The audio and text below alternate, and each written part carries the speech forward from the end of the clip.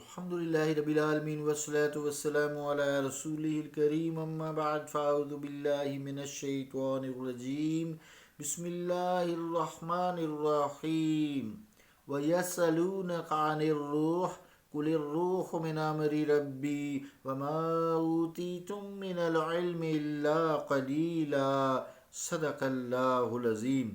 واجب الاحترام سامعین، السلام علیکم ورحمۃ اللہ وبرکاتہ۔ آیت کریمہ کا ترجمہ سنیے۔ اور اے میرے حبیب، یہ آپ سے روح کے متعلق سوال کرتے ہیں،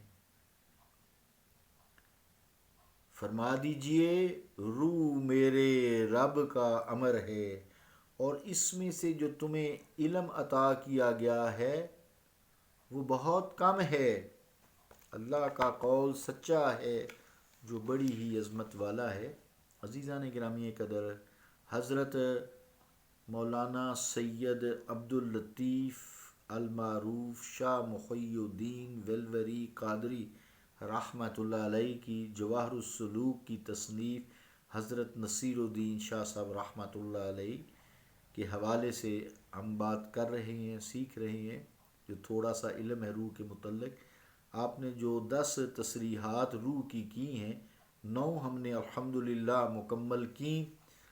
اس کا تھوڑا سا خلاصہ جو ہے، جو 9 ایک دن میں ہم نے ایک کر کے مکمل کی، کہ پہلی بات یہ کی کہ جو روح ہے وہ مدبر ہے، محرک ہے جسم میں، اسی طرح اللہ تعالیٰ اس کائنات کا مدبر بھی ہے، محرک بھی ہے۔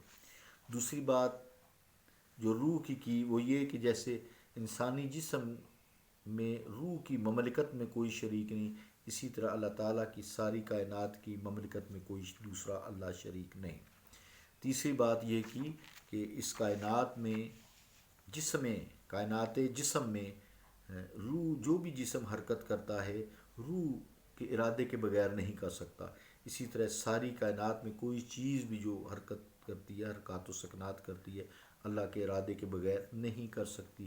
چوتھی بات انہوں نے یہ کی تھی کہ کوئی بھی چیز حرکت کرے روح کو اس کا علم و شعور حاصل ہے۔ اسی طرح اس پوری کائنات میں کوئی چیز اللہ تعالیٰ سے مخفی نہیں، آسمان و زمین میں، تو اللہ تعالیٰ کو اس کا علم اور شعور ہے۔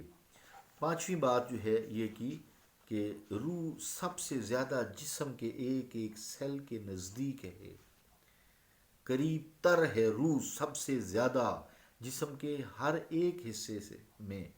اسی طرح اللہ تعالیٰ جو ہے ہر چیز کے قریب تر ہے اس کائنات کے، لیکن وہ قرب و دوری سے پاک ہے۔ چھٹی بات جو یہ کی کہ جب انسان فوت ہو جاتا ہے تو جسم فنا ہو جاتا ہے، روح کو فنا نہیں۔ اسی طرح اللہ تعالیٰ پر موت نہیں، وہ حی قیوم ہے، اللہ زندہ ہے ہمیشہ کے لیے، ہمیشہ سے تا ہمیشہ تک رہے گا۔ تو اسی طرح اللہ تعالیٰ جو ہے حی قیوم ہے، جو جس طرح روح کو زوال نہیں، اسی طرح اللہ تعالیٰ کو زوال نہیں۔ ساتویں بات انہوں نے یہ کی تھی کہ جیسے روح کی کوئی کیفیت نہیں، ٹھنڈی ہے، گرم ہے، کیسی ہے، شکل کیسی ہے، اس کی ماہیت کیا ہے، اسی طرح اللہ تعالیٰ یہ کیفیت اسے کہتے ہیں، ہر قسم کی کیفیت سے پاک ہے، منزہ ہے۔ آٹھویں بات انہوں نے یہ کی تھی کہ اللہ تعالیٰ زمان و مکان میں مقید نہیں، تو یہ جو یعنی مکان اور زمان سے جو ہے وہ منزہ ہے، پاک ہے۔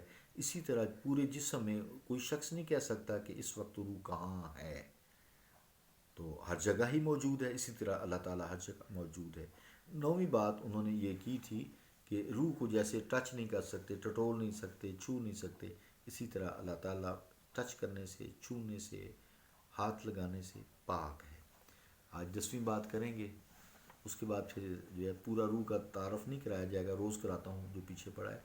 تو 10ویں بات جو ہے شاہ محی الدین ویلوری قادری رحمۃ اللہ علیہ نے یہ کی ہے، انہ لما کان الروح فی الجسد لا یدرک بالبصر ولا یمثل بالصور علمنا انہ لا تدرک الابصار ولا یمثل بالصور ولا یشبہ بالشموس ولا اقمار لیس کمثلہ شیء وَهُوَ السَّمِيعُ الْبَصِيرُ۔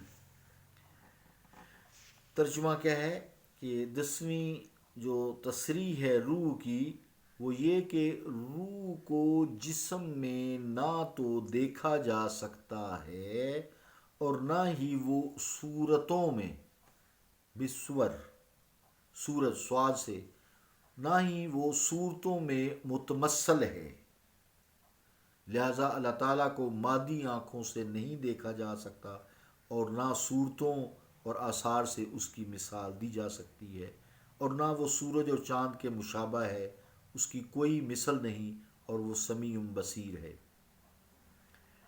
اس کا مطلب یہ ہے عزیزان گرامی قدر، جیسے آج کل سائنسی اتنی ٹیکنالوجی بڑھ گئی ہے، بڑے بڑے انسٹرومنٹس ایجاد ہو گئے ہیں، آنکھ کو دیکھنے والی بڑی بڑی مشینیں ہیں جس سے آنکھ کے پیچیدہ سے پیچیدہ آپریشن بھی ہو رہے ہیں، لیکن کوئی مشین، کوئی سائنٹیفک ترقی روح کو نہیں دیکھ سکتی۔ اس کی کوئی شکل ہو تو دیکھے نا، امر ربی ہے، اس کی کوئی صورت نہیں ہے۔ اسی طرح اللہ تعالیٰ کو کوئی ظاہری یہ آنکھ نہیں پا سکتی، ہم باطنی آنکھ پا لیتی ہے۔ لا تدرک الابصار و لا تدرک الابصار و یدرک یہ آیت یوں ہے، لا تدرک الابصار، اس کو کوئی آنکھ نہیں پا سکتی لیکن وہ ہر ایک کو پا لیتا ہے۔ وَهُوَ اللطیف الخبیر، اور وہ باریک بین ہے، ہر چیز سے باخبر ہے۔ لا تدرک الابصار وهو یدرک الابصار، کوئی آنکھ اس کو نہیں پا سکتی لیکن وہ آنکھ کو پا لیتا ہے۔ تو آنکھ کی آج کل اگر اسی پہ اگر ہم رہیں تو آنکھوں کا اتنا علم ہونے کے باوجود کوئی آنکھ اس کو اتنی قوت ہے اس میں لیکن نہیں پا سکتی، البتہ باطنی آنکھ جو ہے اس کو محسوس کر لیتی ہے۔ مراد یہ ہے کہ جس طرح روح کسی شکل میں ڈھل نہیں سکتی، اسی طرح اللہ تعالیٰ کی کوئی شکل نہیں ہے، جیسے روح کی کوئی شکل نہیں ہے۔ اللہ تعالیٰ کو مادی آنکھوں سے نہیں دیکھا جا سکتا، باطنی آنکھوں سے دیکھا جا سکتا ہے۔ پھر وہ کسی چیز کے مشابہ بھی نہیں ہے، جیسے سورج ہے، چاند ہے، یا نور ہے، نور ہے جس سے یہ روشنی ہے، نہ کوئی نہیں، وہ کسی چیز کے مشابہ بھی نہیں ہے، اس کی کوئی مثل نہیں، کوئی مثال بھی نہیں دے سکتا، اور وہ سنتا بھی ہے، دیکھتا بھی ہے۔ لیسا کمثلی شیء، اس کی کوئی مثال نہیں، کوئی مثال نہیں دے سکتا۔ تو انشاءاللہ تعالیٰ چونکہ ٹائم بہت لگ گیا اس میں، کل سے تھوڑا سا مختصر بھی ہو جائے گا، تو ہم روح کے متعلق گفتگو جو ہے ہماری جاری رہے گی۔